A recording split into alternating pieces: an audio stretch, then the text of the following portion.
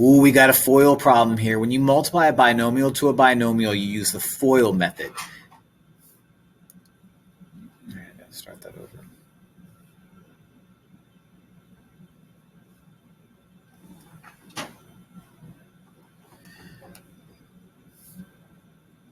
All right, we got a FOIL problem. In other words, a binomial. We've got ourselves a FOIL problem, a binomial. Oh my gosh. We've got ourselves a FOIL problem, binomial times a binomial.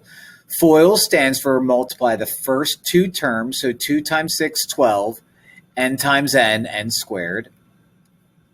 Multiply the outer terms, so 2n times 1. This is just 2n, pretty simple. Multiply the inner terms, 2 times 6n is 12n.